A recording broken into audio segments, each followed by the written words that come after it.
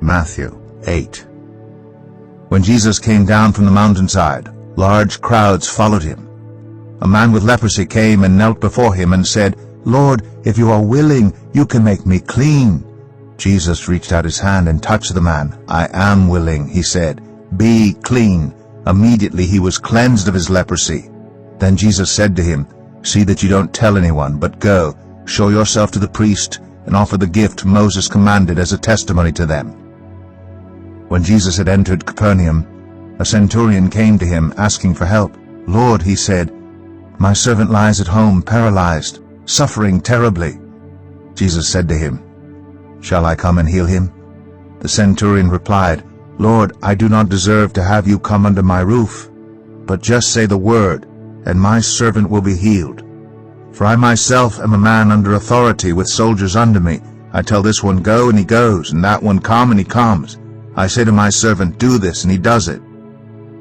When Jesus heard this, he was amazed and said to those following him, "Truly I tell you, I have not found anyone in Israel with such great faith. I say to you that many will come from the east and the west, and will take their places at the feast with Abraham, Isaac, and Jacob in the kingdom of heaven.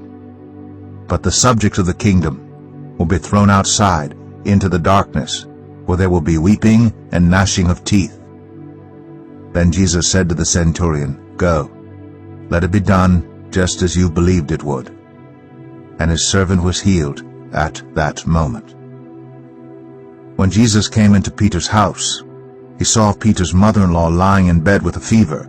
He touched her hand, and the fever left her, and she got up and began to wait on him.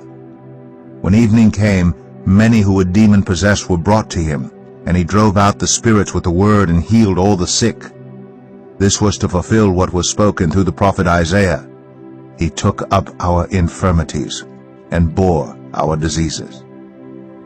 When Jesus saw the crowd around him, he gave orders to cross to the other side of the lake.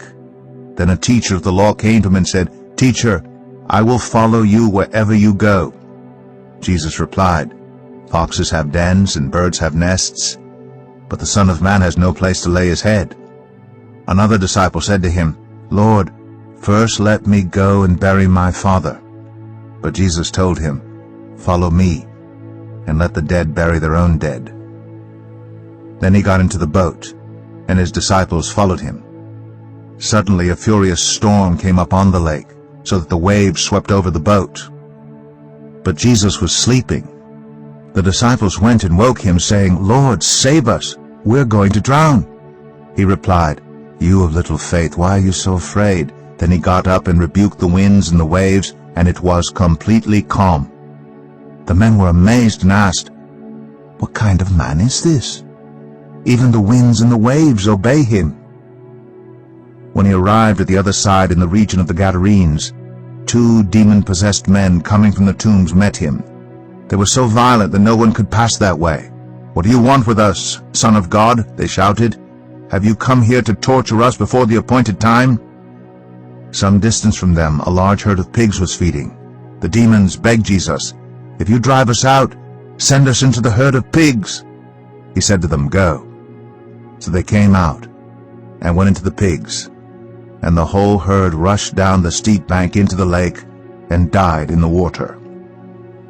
Those tending the pigs ran off, went into the town, and reported all this, including what had happened to the demon-possessed men. Then the whole town went out to meet Jesus, and when they saw him, they pleaded with him to leave their region.